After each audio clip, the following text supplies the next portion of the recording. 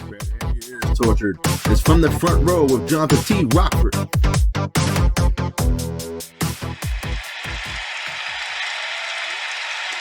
What? Oh, no. That'll never happen again in a million years. Once in a lifetime. I mean, seriously, even a broke clock is right twice a day.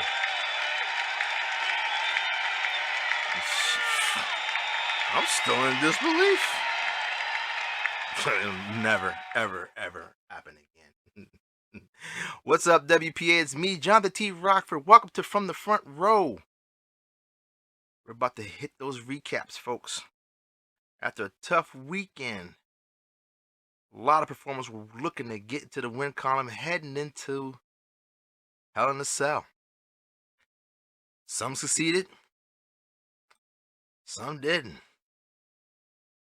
Some people surprised us tonight. A lot of close matches. Let's get right to it. Game changer title. Always on the line when the champion remembers to call somebody out. Now, Pierre St. Damien, who regained the title, decided to call out Shepherd Bain right as he attacked him. And so that it didn't last that long, folks. It was fairly quick. Now, if that wasn't bad enough, we found out that Aussies have a really good sense of humor, because the next person he called out was El Presidente, who wasn't even in the arena. Nowhere to be found. So Pierre had the ref actually count to 10 just for shits and giggles and raise his hand and declare him the winner. I tell you, that Aussie, man. You know, I thought him drinking Foster's was crazy, but I'm telling you right now, you need to be watching the WPA page when he calls out his challengers. It gets kind of interesting. And through that paragraph of stuff he says, your name is somewhere in there.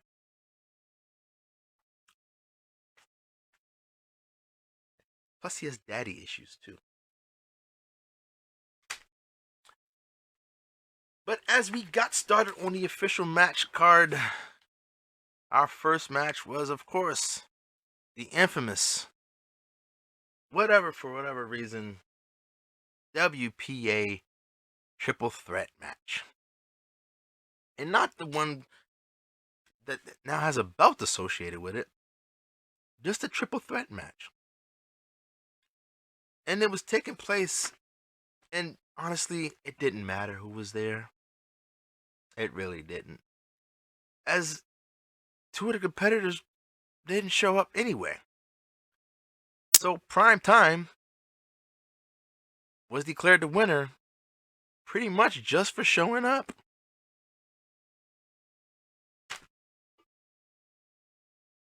You know, I said last week, you show up to work, good things happen to you. Well, he's got to win. Now, in actual matches that happened, we had singles action going on.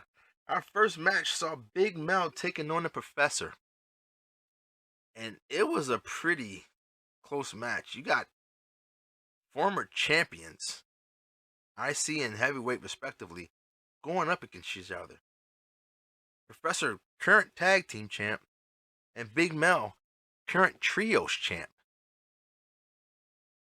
It was a toss-up of who's going to win.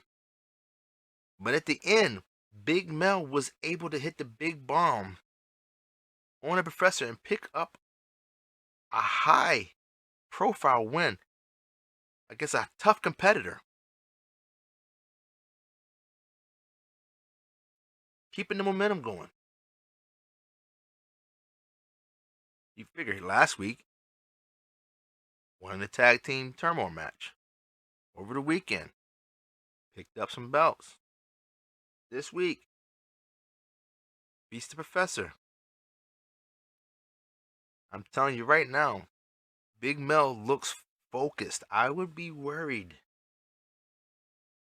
if I was the WPA champion, whoever that may be after this weekend.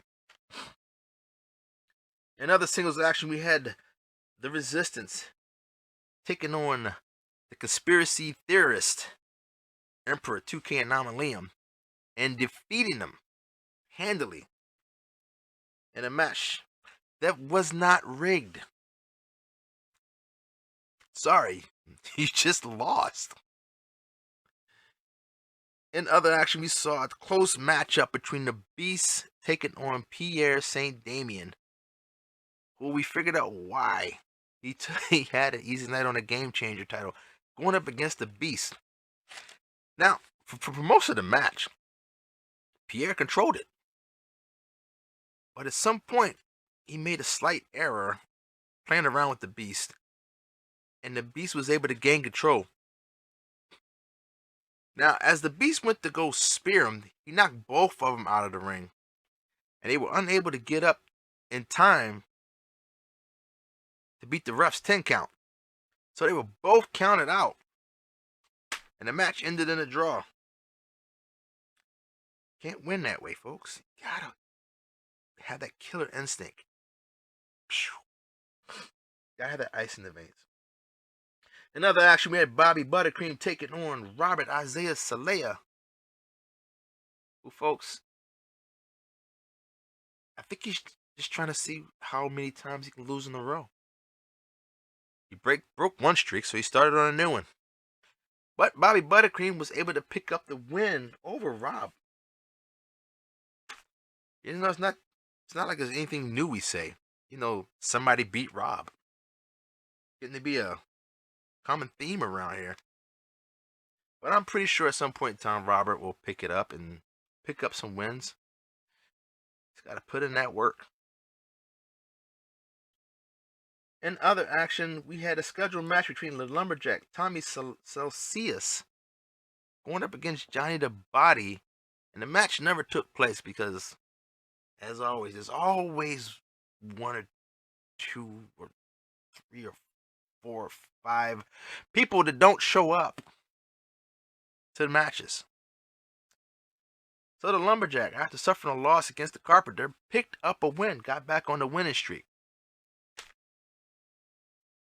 In tag team action, we had the Enforcer and the Darkstalker, who are scheduled to face each other at Hell in a Cell for the Intercontinental Championship, teaming up to take on OVE, Captain Chaos, and Bobby Blaze.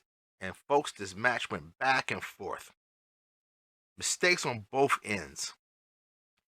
And at one point, all 4 competitors were in the ring fighting, to the point that the ref didn't feel like he could get control, so he had the bell rung. Declared the match a draw. No contest. Get the hell out. Nobody won. Darkstalker didn't look too happy, which does not bode well for the Enforcer. He will be facing him at Hell in a Cell. I would hate to be in his shoes during that time.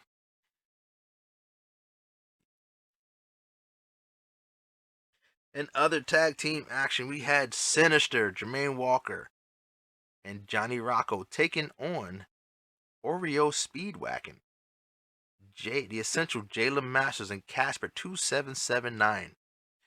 And folks, I say it all the time. When Sinister is clicking, danger is abound. As Sinister picks up the win, an interesting note in the match is Jermaine Walker looked poised to hit the sexy driver on Casper 2779. When he stopped, looked over at Johnny Rocco, and pointed at him. Then he went over and tagged him into the match and let him finish off Casper. And he hit that move we all want him to hit at times. He busted out the Charm City driver and pinned Casper for the 1-2-3, picking up the win for the team. And, after the pay-per-view, we thought there was a little trouble between the two. Turns out there was nothing. We actually interviewed Johnny Rocco prior to his match tonight, and we asked him what was up with that. Why didn't Jermaine help you up? Is he really that cold? And he said no. He said before the match, I told him, I'm not going to pick you up. Don't pick me up if I lose. I'll get up on my own accord and then leave the ring and let you celebrate. Just as simple as that, folks. He didn't need any help up. Some people's egos, I tell you, that pride. Our next action saw a couple of number one contender matches. We had one match, a four-way eliminator match, where the top two performers will be tagging up against OVE at Hell in a Cell. So we had Lady Assassin, Money, Needles Kane, and Shepherd Bane battling it out. Now, Lady Assassin was able to take care of Needles Kane, while Money pinned Shepherd Bane, thus becoming the number one contenders to face OVE at Hell in a Cell for the tag team titles. Now, this is going to be an odd pairing. These two have never tagged before. But if history serves us any purpose, we've seen Money be fairly successful in tag team matches. We'll see what happens.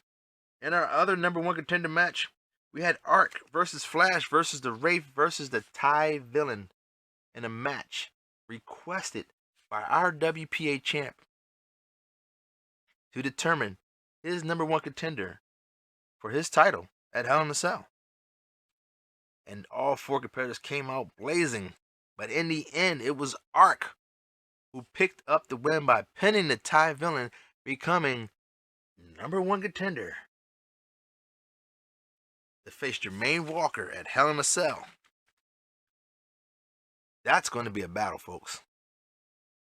I'll tell you, Jermaine Walker watched that match, and he was highly impressed by Arc. He knows what Arc is capable of. Arc has won titles here in WPA. We'll have to see. But that's a match we're going to be watching intently. Speaking of championship matches, we had the Triple Threat Championship on the line between Texas Hates You, Supreme Knight, and Johnathan, our new Texas champ. Well, he was our champ, because the night he lost his title to the first champ, Texas Hates You.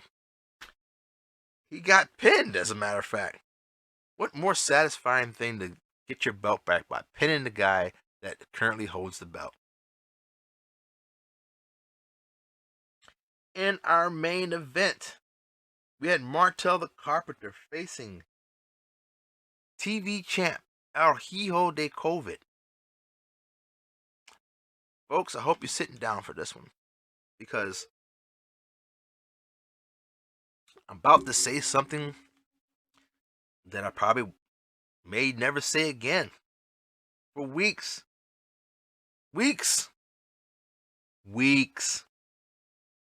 I've touted Martel the Carpenter. I said he could probably win a belt at some point in time. As a matter of fact, just this past week after he won number one contender set, I said if he won the TV title, it'd be hats off for him. Well, folks, he did it. New television title champion, Martel the Carpenter of OVE. Yes, if you could hear the gasps in the crowd as he won, as the ref counted to 3, they were in disbelief.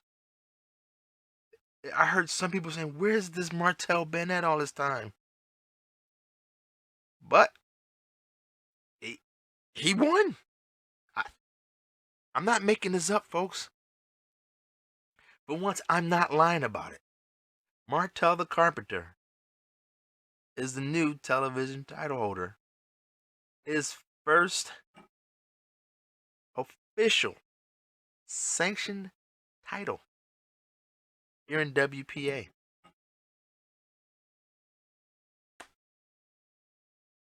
Oh boy. What else could happen? Ah, yes. You know who's here. I just heard him come in the door. Folks, I'm going to give him a little bit time to set up. But, y'all know some of y'all messed up, right? You know who was watching. I'm not going to hold him up no more, though. I think he's about ready. So, folks, without further ado, if some of y'all picks were variants, the TVA would be on your ass, resetting you right now. But I'm going to turn it over to Melvin P. Thurgood, third, so he can school you.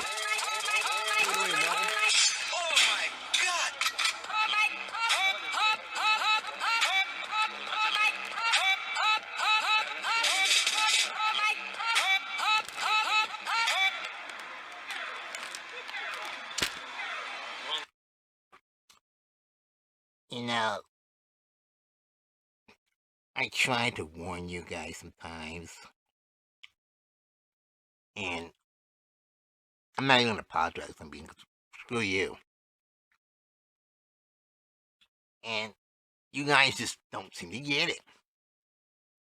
I'm watching live scoring tonight, and I'm looking back between part 1 and part 2, and I'm seeing some of the most asinine farkanaco bullshit. Okay? You know, this is not the way.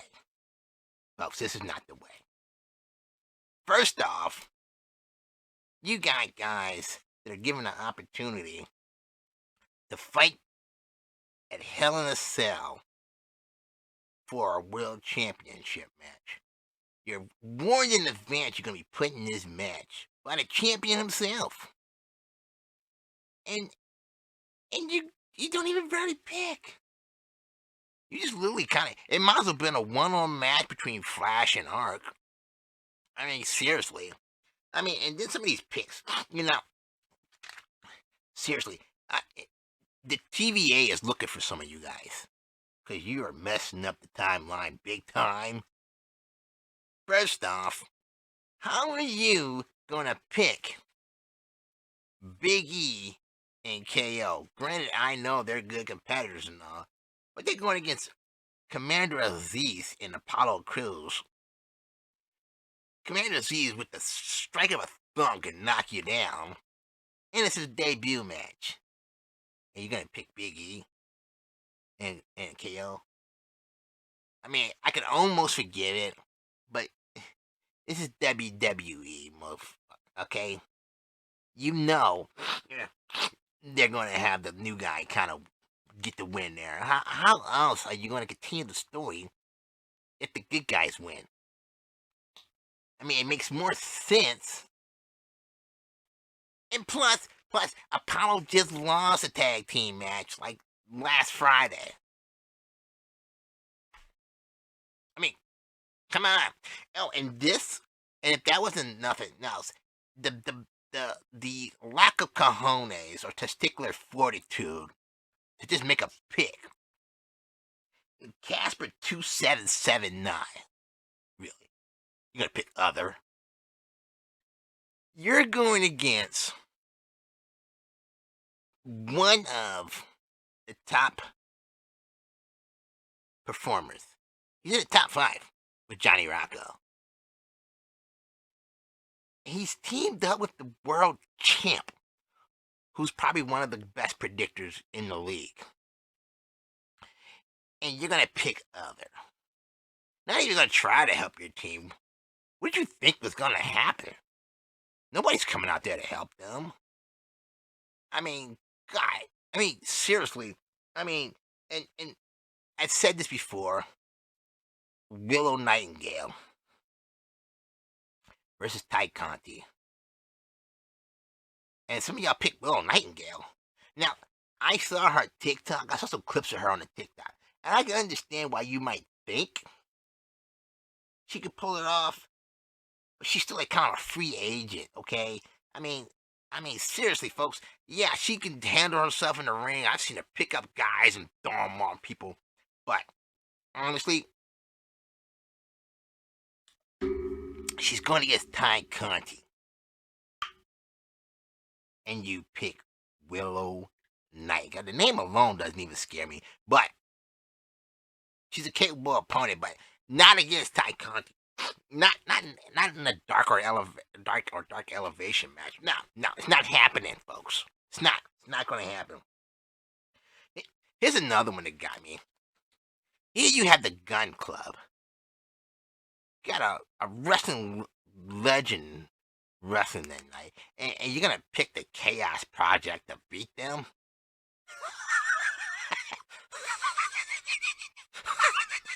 Don't make me laugh, okay? They really thought the Chaos Project was gonna beat the Gun Club. You guys are hysterical. Oh. Steve Macklin. Now, I had to look up who this was because, these performers, they like to change their names. Come to find out, this was the guy from Forgotten Sons in WWE making his debut. And somebody had the nerve to actually pick the TBA. You don't even know his face. How often do you see the TBA win a match against a known person that's making their debut? Guys are just scared. Oh, this one. I'm still scratching my head on this one. So we have Jack Hager, who's done MMA style fights, is 3-0, going up against Wardlow in an MMA style match. And you pick Wardlow. I mean, the fact it went 2 rounds, and the match wasn't even that good anyway, but the fact it went 2 rounds was amazing enough. But you're not going to have a pro wrestler beat the guy that does MMA. Okay? Yeah, it's not happening. Guys, 3-0. Come on. You could have easily looked up his record. And, oh my God, here's another one that still bewilders me. It's a handicap match with Darby Allin, who's about that big, going up against Scorpio Sky and Ethan Page. And you really thought Darby Allin was going to beat them? Oh, they were going to make him look good. But he wasn't going to beat him? What is wrong with y'all? He just beat him at the pay-per-view. You can't have him beat them. As a matter of fact, that was their only loss as a tag team.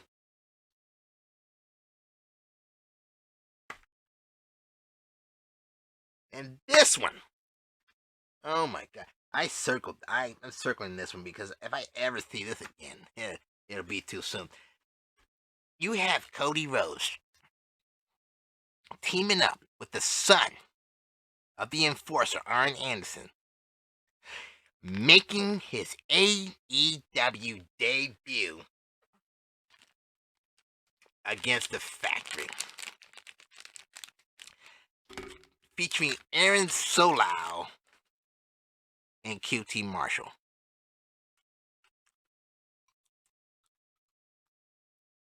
What do you think? Huh? You think they were gonna really have the son of a legend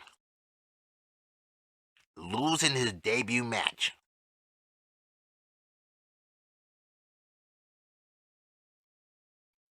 What are you guys thinking? I mean, I warn you guys every week. Watch what you pick and be smart. Some of you guys are in matches trying to get yourself a championship title match. And you wonder why you never make it. Because you make stupid picks. That's why. You bunch of idiots.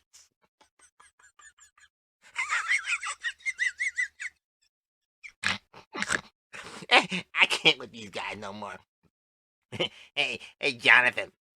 You can take it back. I'm done with this thing. I'll see y'all again.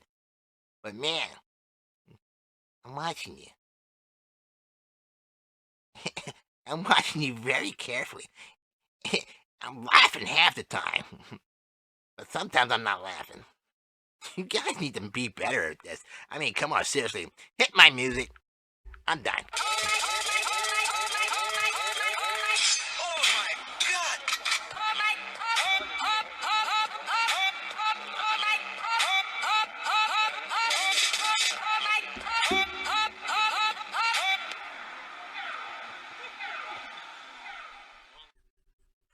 Oh my God, folks, please stop pissing off Melvin.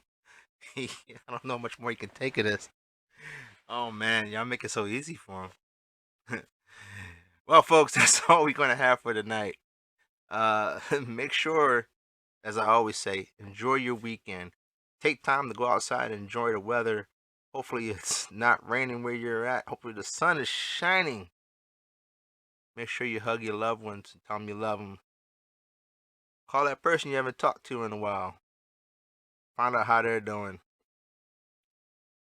Hell in the Cell is coming up, folks. It should be one hell of a match. I'm Johnathan T. Rokford, and I will have a front row seat for Hell in the Cell. WPA is going to put on a good event. And please, please, for the love of God, Team No Pick,